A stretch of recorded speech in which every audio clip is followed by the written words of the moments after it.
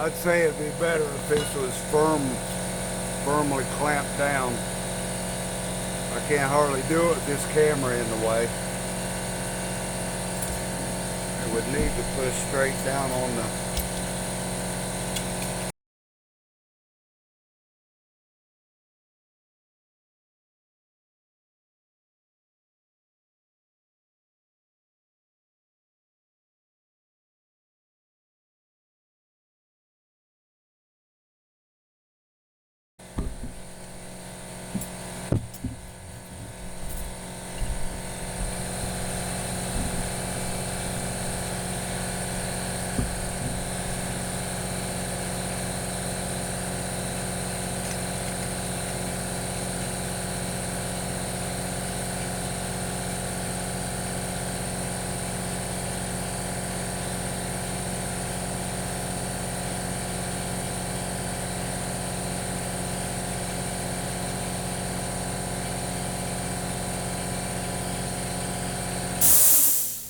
Okay, it says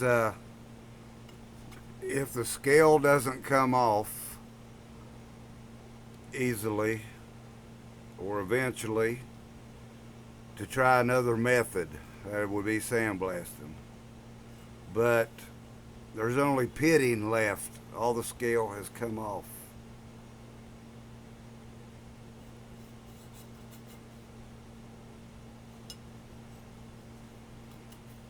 And we got some raised rust surfaces here.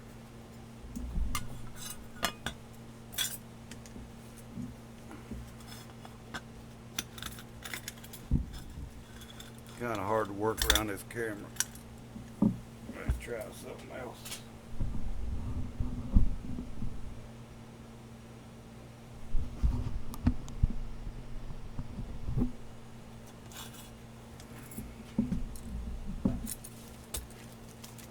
And you want to be careful running a tool like this. That vibration will give you injuries after a certain amount of time if you're not careful.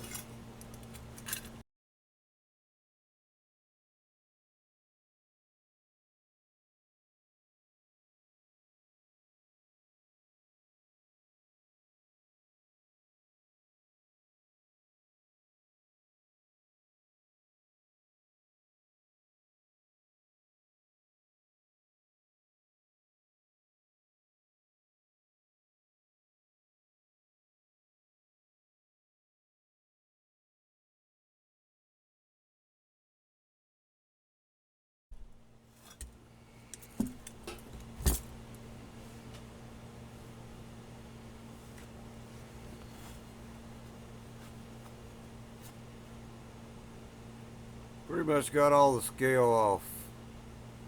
Nothing but recessed areas there. And you can get in little tiny areas too. Just put part of the needles in there. So for something like this, finished like that, I would follow it up with sandblasting if I cared about it. But this thing here, which on the frame I have around the front shock towers on the vehicle I'm going to restore. It looked pretty much like that. It had bigger scale on it, and just a 1 foot by 1 foot area around the shock tower mounts, strut tower mounts.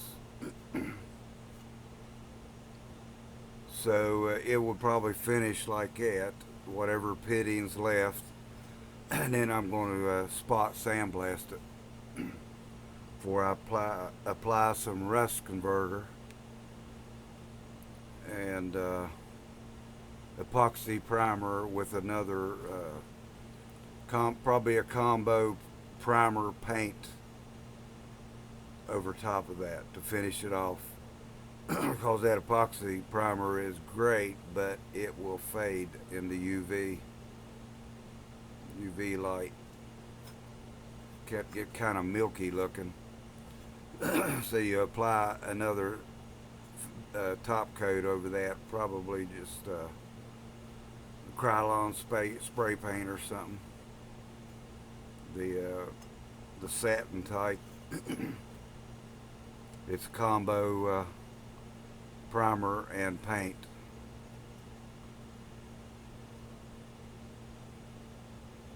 I could hit that again here and there, but really no point.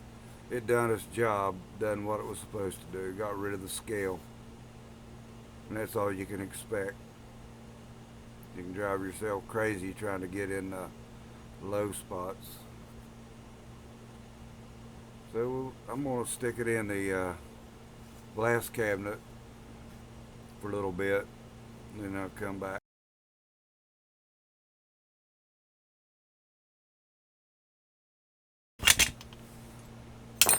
I got a little carried away.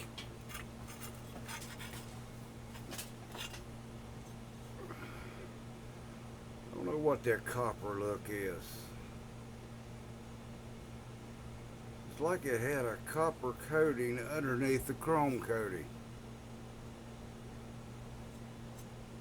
Because it's steel.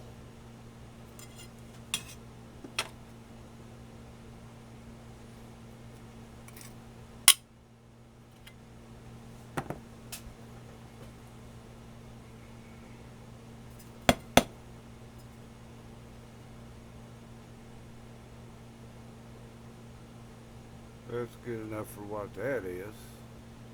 Well, it's good enough for anything, really. You put a little rust converter on it according to directions, and then do all your treatment. So that needle skiller does a good job. It is loud though. It is heavy. Very heavy. And I only had this set about halfway. Open that valve about halfway.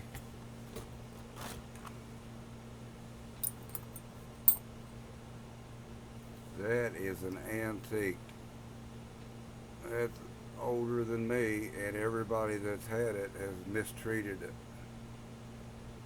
It's been laying around here rust coated for years. Can't even tell what size it is on that one side.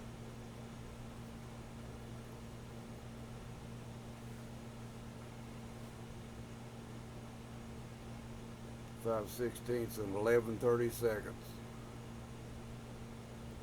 That was probably an ignition wrench back in the day.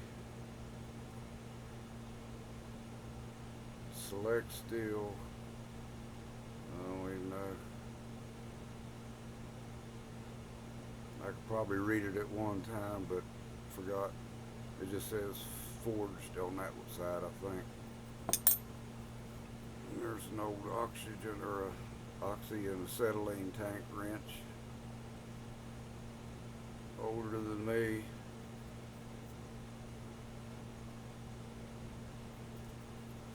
I've had that for ages. It was laid around here rusty, so I found it and stuck it in a blast cabinet for the next time I turned it on. 3/4 inch. But that knocked the scale off just like it says it would do.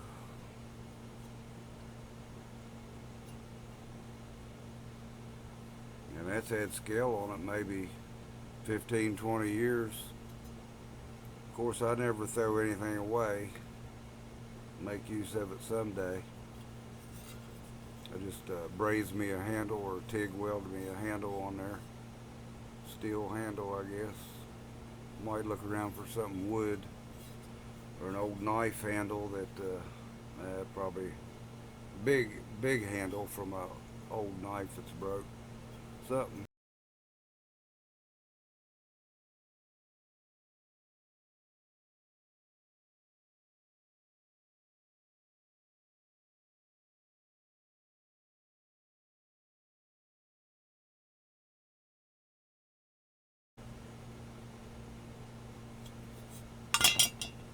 So that's a pretty good tool. I don't know about the smaller ones. I think they're like $30 for smaller, maybe about half this size. Central Pneumatic. But I don't remember what threw me off on that. I think it used even more CFMs. It was like four, and this one, I think it said 3 CFM on the box, and then in the literature it was something like 2 point something, less than 3 CFM.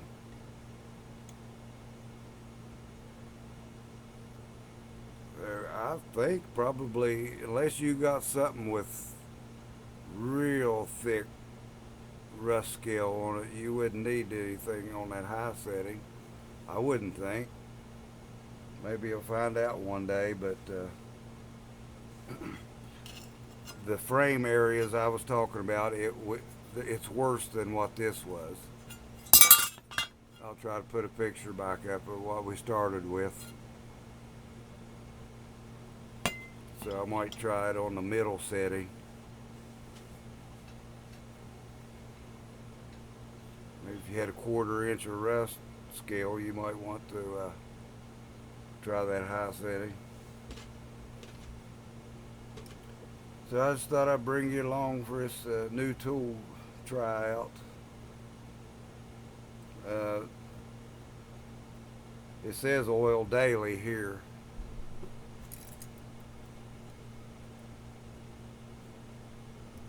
But the manual says oil every hour. So I don't see how oil every hour would hurt it. Be handy unless it goes slobbering oil all over your workpiece, then you might want to adjust that.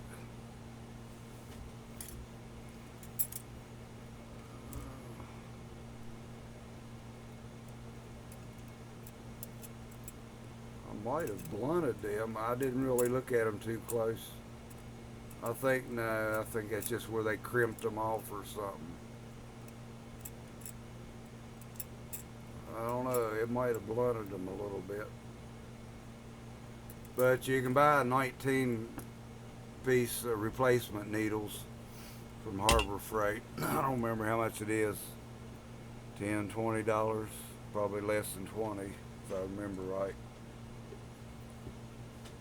Maybe 15, I don't remember. So I think this will be a valuable tool for. I've got more than one vehicle I want to restore, but one I want to get on this year. Actually, in a week or so.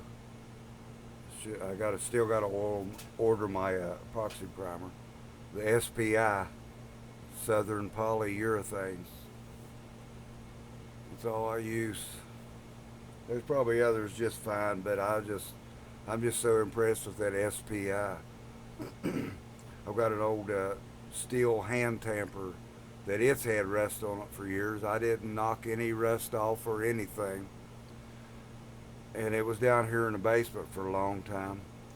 So I just painted it with that SPI epoxy primer. Left it sitting on the bare concrete floor in a high humidity area, and it never did rust again for years. So I stuck it out in the garage because I was using it on a concrete job. So that's where we are. I don't want to get too long. Google got me restricted to like 15 minutes per video. So I guess that's good, so I won't ramble on too much. So thanks for watching. Take care. God bless.